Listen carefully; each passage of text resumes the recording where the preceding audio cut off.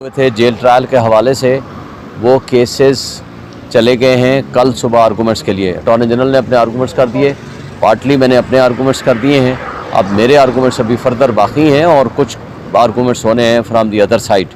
तो इंशाल्लाह हम उम्मीद रखते हैं कि हमें इंसाफ मिलेगा और जेल ट्रायल नहीं हो सकता। और उस जज की जो अपॉइंटमेंट है बशीर साहब की, वो भी इलीगल है, ना अनलॉफुल है। चूँकि जब नैब लॉ अमेंड हुआ है तो उसमें फेडरल गवर्नमेंट ने अपॉइंटमेंट करनी थी, he could not have been appointed. तो इसलिए मैं समझता हूँ कि ना सिर्फ ये बल्कि जो जेल ट्रायल का आगाज़ है, जब तक वो ट्रायल का नोटिफिकेशन पहले हो गया जबकि रेफरेंस बाद में हुआ। क्या नैब को या फेडरल गवर्नमेंट को ये ख्वाब आया था कि जनाब ये रेफरेंस भी फ़ाइल होगा और उसका ट्रायल भी स्टार्ट होगा? ये सारी बदनीयती पे मबनी है, मेलाफाइडी है और नज़र आ रहा है ये सिर्फ पॉलिटिकल विक्टिमाइजेशन है। अच्छा अशफाक साहब, देखें अलीम खान झूठ बोलता है, वो सिर्फ इसलिए कह रहा है ताकि उनको तो लोगों ने मुस्तरद कर दिया है। वो अब मायूस कराना चाहता है हमारे वोटर्स को ताकि वो लोग बाहर ना निकलें और वोट कास्ट ना करें। अलीम खान का झूठ तो यहाँ से आप अंदाज़ा लगाएं, जिस तरह वो नवाज शरीफ के ख़िलाफ़ और शहबाज शरीफ के ख़िलाफ़ तकरीर कर रहा था कि मैं अपने बाप का नहीं हूँगा कि अगर मैंने आपसे पैसा ना निकलवाया, तो पैसा क्या निकलवाया, उनके साथ शरीके कार हो गए आज। तो मेरा ख्याल है कि उनको ये बातें नहीं करनी चाहिए जिस पे आप पैरा ना दे सकें और झूठ नहीं बोलना चाहिए। सब लोगों ने कुरान पे हाथ रख के ऑन ओथ कहा है कि हम इमरान खान के साथ खड़े हैं।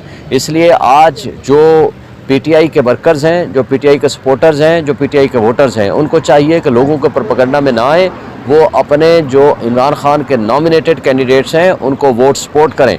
और जैसे मेरा हल्का NA47 है, आप देखें मैं अपनी कैंपेन छोड़ के इस वक्त इमरान खान साहब को मुकदमे लौटा हूँ। हमने तो उस मुश्किल वक्त में खान साहब का साथ देने का फ़ैसला किया जब बहुत सारे लोगों को ये इजाज़त ही नहीं थी बाहर निकलने की, गुफ्तगू करने की, बल्कि अगवा बराए बयान के सिलसिले जारी थे।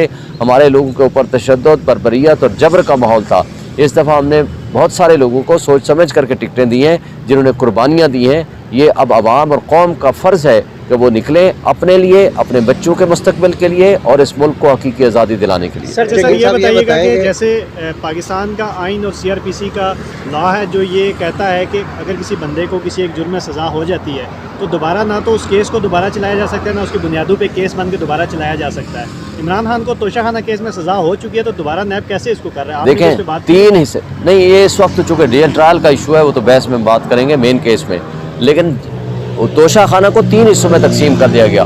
एक इस्लामाबाद पुलिस ने पर्चा कर दिया, एक नैब प्रोसीडिंग कर रहा है और एक ECP ने आर्डर कर दिया DCT का, और चौथा जो आर्डर है वो दिलावर ने किया है। लिहाजा 4 उसके हिस्से प्रैक्टिकली बन गए।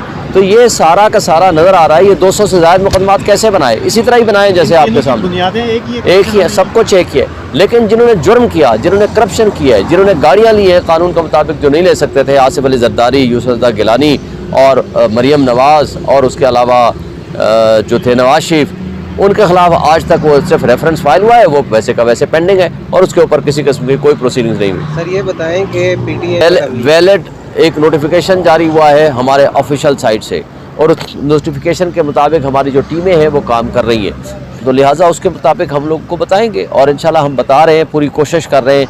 यही तो वजह थी कि हम कहते थे कि हमारे साथ ज़्यादती की है सुप्रीम कोर्ट ने और इलेक्शन कमीशन ने, और हमारा जो हक़ था या जो पब्लिक का हक़ था उससे महरूम कर दिएगा। लेकिन इस सब कुछ के बावजूद लोगों को अब इंशाल्लाह हम अपने through social media, through electronic media या थ्रू एनी अदर मीन्स हम उनको पहुंचा रहे हैं अपना ये इंतखाबी निशान कि हमारा कौन सा है। और इंशाल्लाह ताला लोग पोलिंग स्टेशन पे पोलिंग डे भी आएंगे तो वो देखेंगे कि कौन सा PTI का कैंडिडेट है और कौन सा नहीं है, उनको पता चल जाए।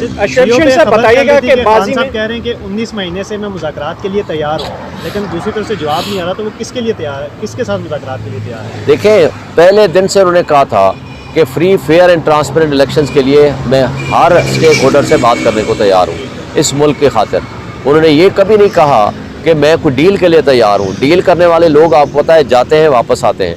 उन्होंने हमेशा, मैंने प्रेस कॉन्फ्रेंस कई दफ़ा की थी, लेकिन but for the cause of the country free fair and transparent election, उसके लिए तमाम सियासी जमातें भी हैं, उसके लिए एस्टेब्लिशमेंट भी है, उसके लिए तमाम मुल्क के मुख्तदर तबके और इदारे हैं जिनका ये फ़र्ज़ है कि इस मुल्क को ट्रांसपेरेंट इलेक्शंस के ज़रिए जमहूरी हुकूमत को आने दें और जमहूरियत के ऊपर हमला ना हो, जमहूरियत और जमहूरी ताकतों के ऊपर हमला ना हो, और स्पेशली जो सबसे बड़ी पॉलिटिकल पार्टी है उसको जिस तरह विक्टिमाइज़ किया जा रहा है یہ ملک کے لیے بھی نقصان دہ ہے، یہ ملک کی جڑیں کھوکھلی کرنے کا مترادف ہے، اور اس کا نقصان ملک کو اور معاشی تباہی کی صورت میں نکلے گا۔